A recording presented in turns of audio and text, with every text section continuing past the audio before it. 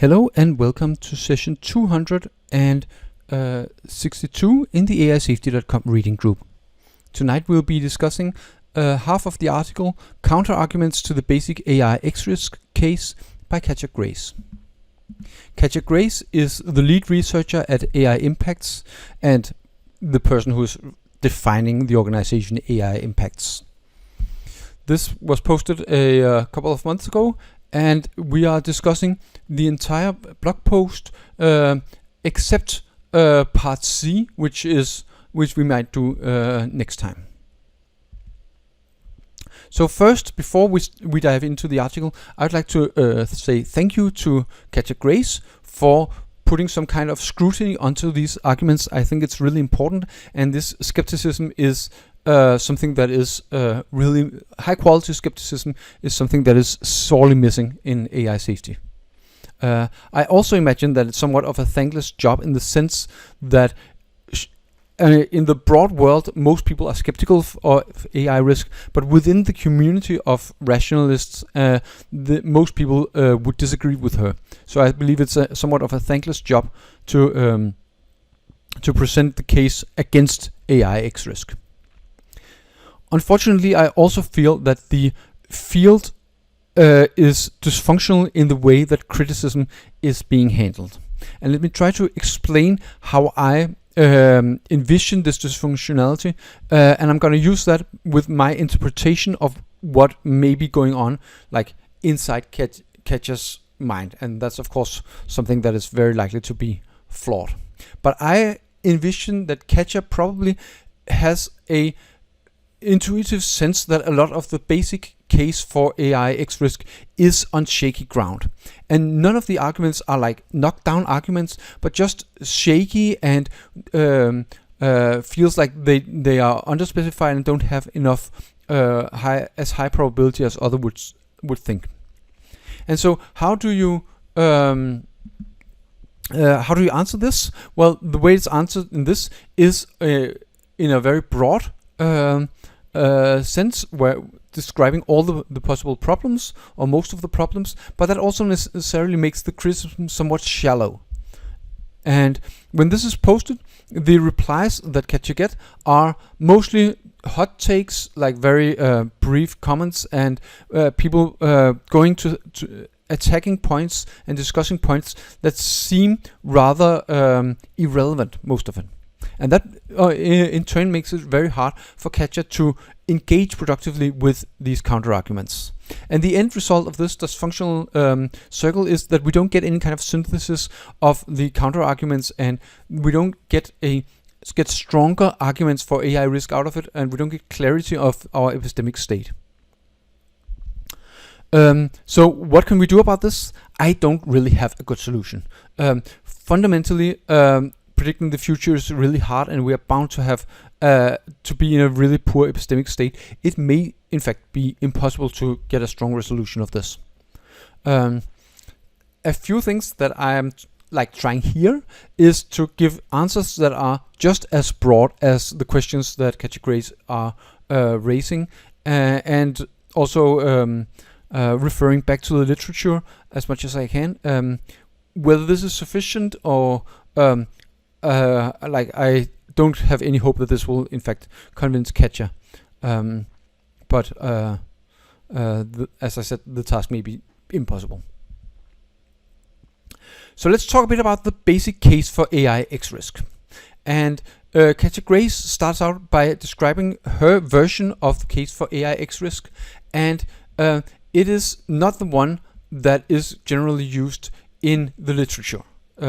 Katja presents her own argument. It's a second and quite beautiful argument, but it's also a new original argument.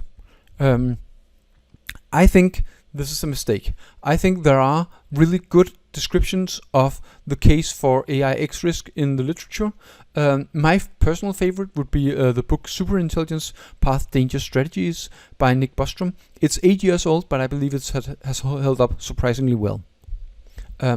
But Katja's description of the basic case for AI Xrisk, while not entirely wrong, it has the focus in a lot of the wrong places, and it has a lot of underdefined issues. And I believe that when I go through the answers that people give to this criticism, a lot of this seem like it could have been avoided if Katja had chosen to go with a standard description of the case for AI Xrisk instead of providing her own. So her case is built of 3 clauses. The first is that if superhuman AI systems are built, any given system are likely to be goal-directed. And this, she's using the word superhuman rather than the defined term superintelligence, and likely is of course is that like 51% or 99.999%, and there's a focus on several systems, and there is not the word AGI or general intelligence or something like that, which is a feature of most of the standard cases for AI Xrisk. The second clause: if goal-directed superhuman AI systems are built, their desired outcomes will probably be about as bad as an empty universe by human lights. And while I believe this is a way to state the case, it's also like kind of a strange way, because the long-term values are not obviously that important. Like if the AI, for instance, kills us all and then optimizes the universe in a way according to our values, that may be good, but like the thing I care about is the AI system not killing us. So it's kind of like not orthogonal to the thing we care about, but it has the wrong focus. And finally, if most goal-directed superhuman AI systems have bad goals, the future will likely be bad. And again, this is very different from the way it's presented in the book Superintelligence. There's no talk about decisive strategic advantage and this kind of thing. And Katja Grace, of course, is honest about this more being this entire document is more a description of what are the gaps in this case and what are some possible counter-arguments to this, and not a very strong case that AI risk is very low or something like that.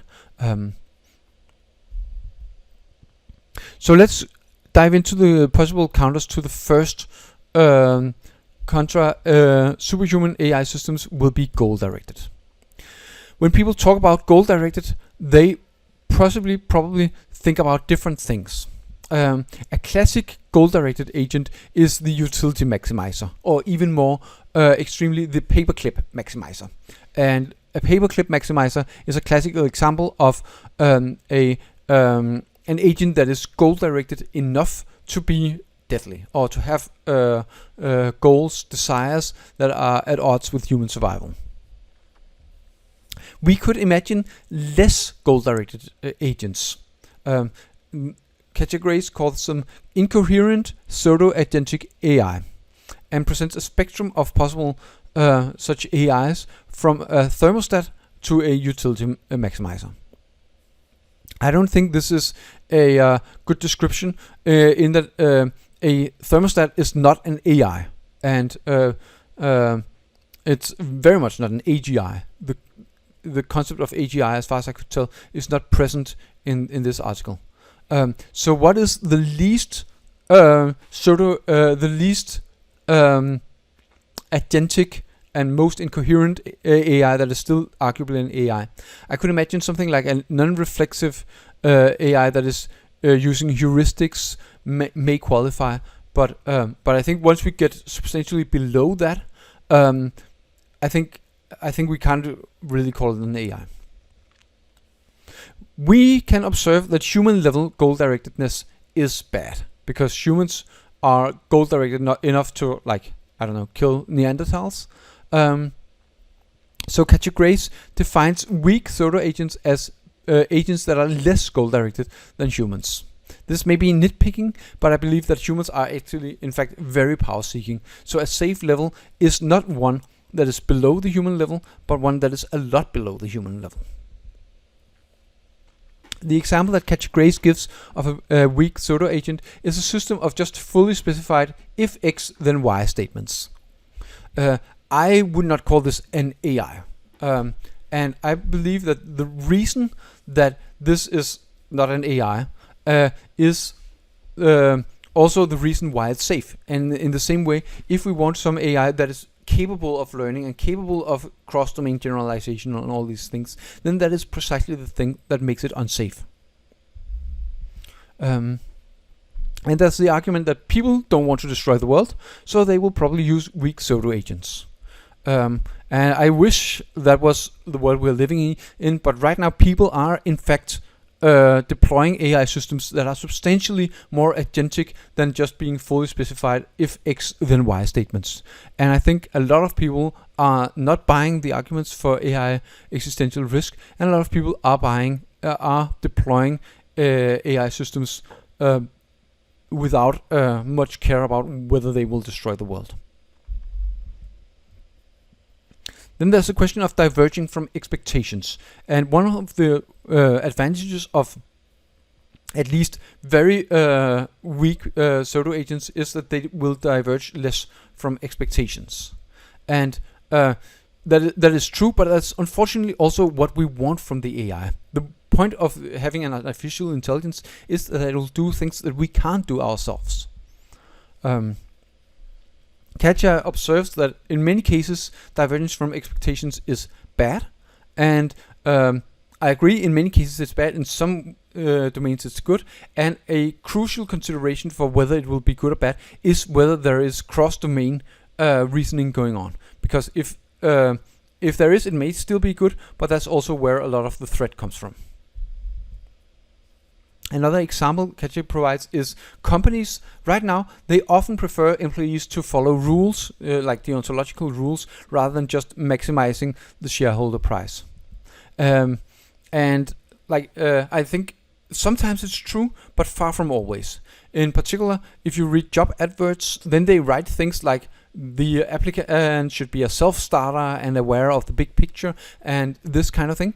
And remember, for this argument to provide safety, then it needs to be that companies always prefer employees to follow rules, and that's just plainly not true. People do prefer agentic, goal-directed employees. So if we imagine we have an AI, one of the ones we have now, and it tries to self-improve somehow to become more coherent, more goal-driven in some way. That doesn't necessarily move it towards a sensible utility function, and I think Katja is right. It may be, it may accidentally move itself to be coherent towards something like that by accident is just like wireheading or something totally nonsensical. But that doesn't have any obvious safety implications. Just because now it doesn't want to build paper clips, but want to build, I don't know, something really, really strange. If it tiles the universe with something really strange, that's not really safety. Another thing that Katja suggests is that it's possible that the AI could try to become more coherent, but just fail, in the sense that it's trying to, like, it has like circular preferences, and then it tries to fix the circular preferences, but fails to fix this.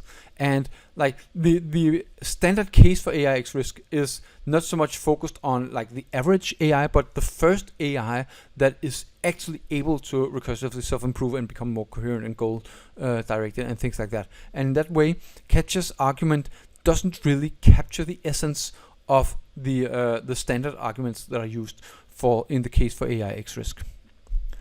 And also on the divergence from expectations, I should say that a key argument that Katja is missing in her argument is that a strategically aware AI would just realize, okay, these are the expectations, and then it will try to fulfill these expectations while actually being deceptively aligned. And Katja, of course, is aware of these arguments. I have no doubt at all. But these arguments don't seem to fit very much into her own description of the basic case for AI Xrisk, which is a problem for her description. Ambiguously strong forces for goal directedness need to meet an ambiguously high bar to cause a risk. So that's like, we don't know precisely how strong are the incentives to become more goal directed, and what is required for an AI to become dangerous. So if the two levels have some kind of gap in between them, then maybe we get safety from that. I don't see I don't see that the two curves as being flat. Unfortunately, I see one of them sloping down, and that's of course I've shown here the classic scaling graph, in that AI capabilities will increase. So it will be easier and easier for the AI to become more goal directed, probably, and the benefits that the AI, as it becomes more capable, also increases. The incentives to become more coherent seem to be really strong, and the requirements, the difficulties in becoming more coherent seem like they're relatively weak, and I would expect that even very, very primitive models are able to reason that becoming more powerful actually is convergently useful, and particularly useful for whatever goal the AI is trying to obtain. Then we have counterargument B. Will goal-directed AI systems' goal be bad? Because we could imagine that humans kind of have a utility function, and if the AI has one that's close enough, that might work out.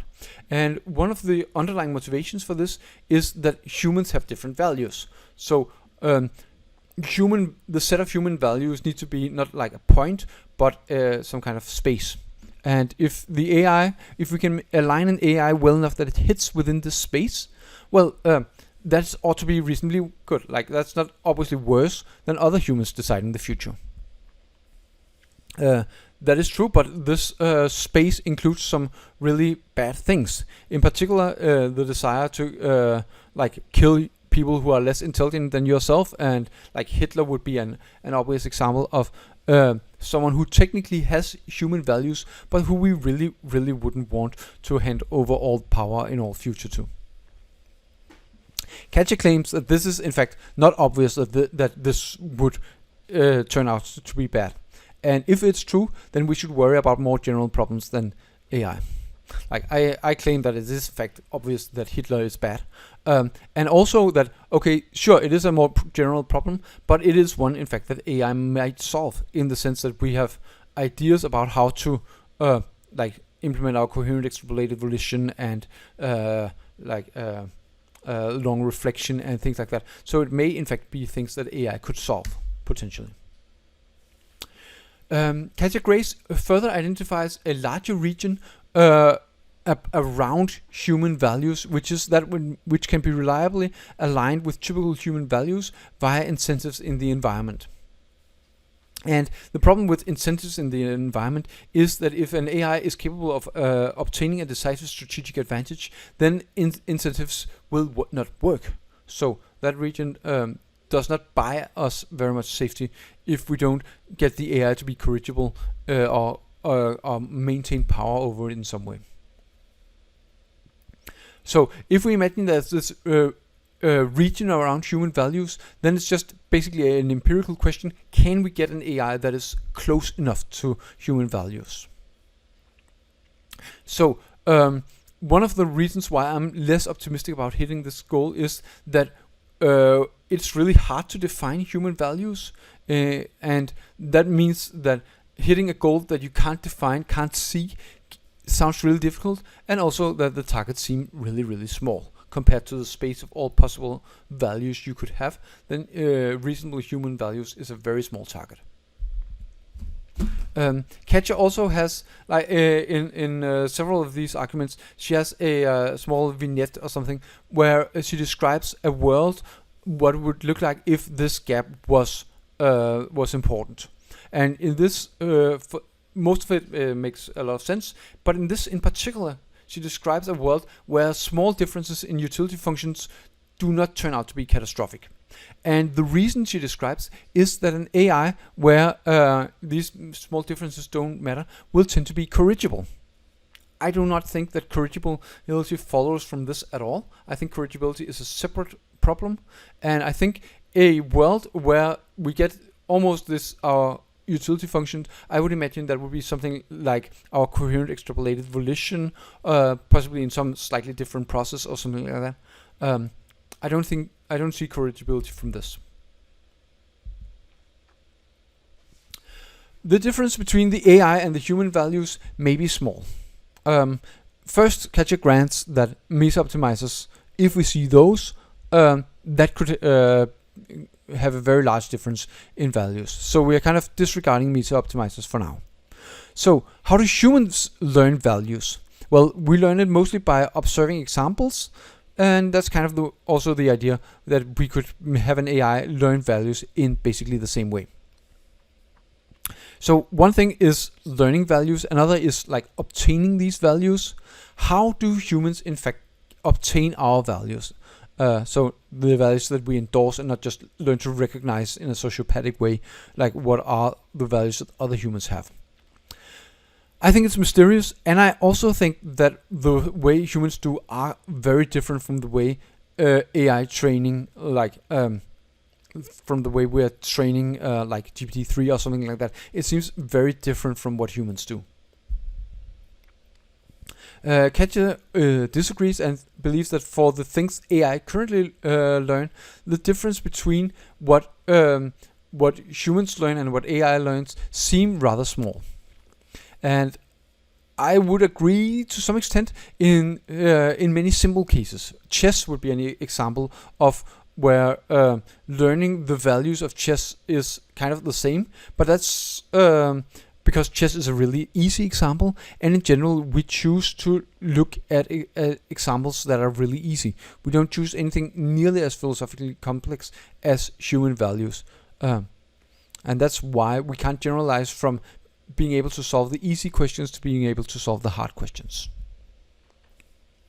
Katja asks for a catastrophic utility function that is very close to a human utility function, and after a bunch of training this AI has this, and that is still catastrophic. So I don't think that an AI has it as like has it is it can have it in two ways. It can have it as these are the values that the AI endorses, or it can have a model of the humans and then have it as another fact about the world that it knows. So what's an example? An example, this is cheating, but one of my objections would be that it will in fact not be trying to learn human values in practice. It will be doing something like maximizing profits, because in general people are not trying to aim for human values. But even if we did that, we could easily end up with something like trying to maximize approval from someone who has some very not nice ideas about human flourishing. We could see a lack of value learning or something like that. And I think there's a bunch of extra things we could see that are close to the human utility function, but for some reason we're not getting it. This is intimately related to the Fragility of Value thesis by Eliezer Yudkowsky, and Katja summarizes this as value is not resilient to having components of it move to zero. I don't think this is a perfect summary, in that the idea is not so much that an element is moved to zero, but more that it's not considered in the first place, like a modality or something like that that is not considered. Deep learning is given as an example of something that can learn more things a lot better than the more directly specified good old-fashioned AI. And while that is true, the argument have never really hinged on whether the AI would be able to know our values. Like even some of the very early arguments, and certainly Bostrom's superintelligence assumes that future superintelligence would know our values very, very well, probably better than we know ourselves, but it would just not care. And Katja suggests there may not be many terrible value systems adjacent to mine. And I don't think actually that the thing that an AI would learn from observing Katja's actions would necessarily be a value system. I could imagine the indexality could be wrong, in like the references to people or to the world and time and things like that. I could easily imagine like you miss some kind of modality, like embodiment, or like if it's only text, then you are missing basically all the modalities. Katja uses a face analogy to support her point, and are images of the human face fragile? And we can see, obviously, here some diffusion model that are generating some faces, and the faces in general don't have the property that some of them are missing noses or things like that. I mean, sure, you could point at this particular abomination here in the background, and that probably looks like something really bad. But in general, there are no we don't get the thing where there is no nose or anything like that. I think the example is very different. Human values and pictures of faces are very different in the fact that we do have a digital example of a human face, and we don't have a digital example of human values. So I think the analogy is very tenuous. Nate Suarez answers in a quick Twitter reply that the maximally face-like image, which is very different from what these diffusion models make, that doesn't look human at all. I think they are somewhat talking past each other, because Katja is talking about what the model knows and Nate about what it maximizes. Daniel Cocotaglio also points out that learning human values is very different from having human values. There is, in the response to Katja's post, a lot of it has focused on this face analogy. And I think it's I think it's fair that people criticize the failings of this analogy, because Katja says it's very analogous, and in that case, obviously, you need to then you need to be able to defend it on several different levels, and I think the criticism is reasonably fair.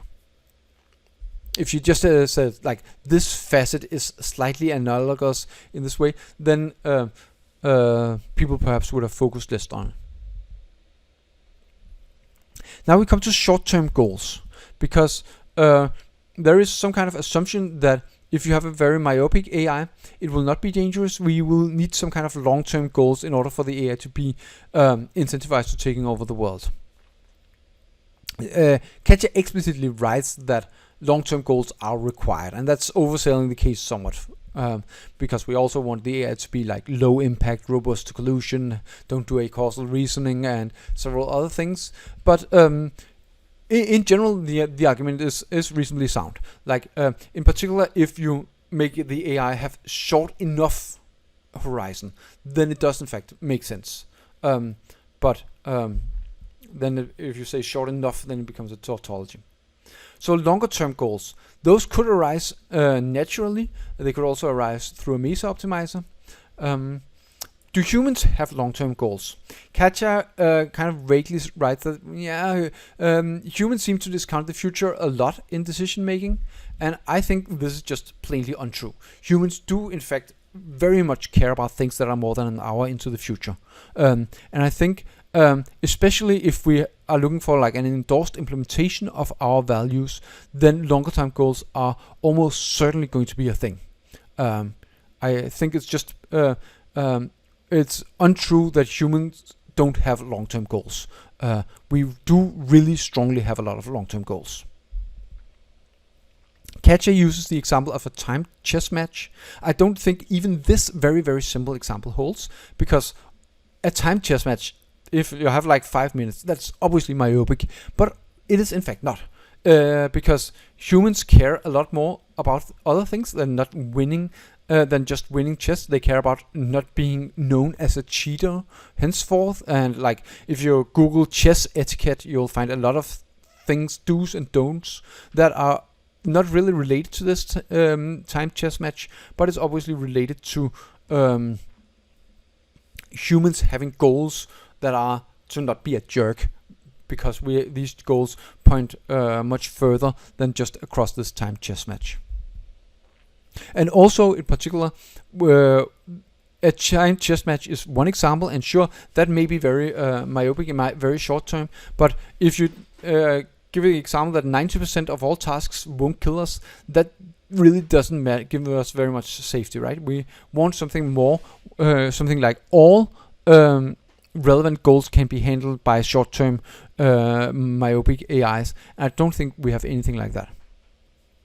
Nate Suarez also calls this narrow optimizers can exist but won't matter. And I think there's a fundamental tension in this argument and the argument we saw previously, that AIs will reflect our values very well, and they will also be extremely myopic. And in particular, that all AIs will reflect our values very well, and all AIs will be extremely myopic. Katja doesn't use the word all. That's my interpretation of the argument. But if you try to remove the word all, then the argument for safety kind of falls apart. Because like if you have some AI, or even most AI, reflect our values very well, but some just want to maximize paper clips, that could be really bad. And if most of them are extremely myopic, but a few have long-term planning and want to take over the world, that also sounds really bad. So you need either all or almost all in this argument for it to provide any kind of safety. There was one more point that I forgot. Oh well. Finally, the last is an example of trying to use a substitution with the word AI, and instead use to see if it holds for corporations. And Katja is arguing that in fact the argument carries, and that proves that corporations are an existential threat, and that it's like a reductio or something like that. So let's try to use the same argument for corporations. The first, any given corporation is likely to be goal directed. I somewhat accept this. I think corporations cannot be as coherent as a single AI, a single agent could be. But in general, I think that there is in fact substantial pressure for for any given corporation to become more and more goal directed. So I bite this bullet. The second, and here I'm just gonna strike through the word superhuman. And just, if goal-directed corporations are built, their desired outcomes will probably be about as bad as an empty universe by human lights. So we'll get back to the superhuman part, but for now let's just consider standard corporations. Is this true? Well, the desired outcomes, if the desired outcomes are just maximizing shareholder values, then I guess I accept this. What the corporations want is something just about as bad as an empty universe. Katja goes further, however, and claims that we don't have a way to point corporations towards human goals.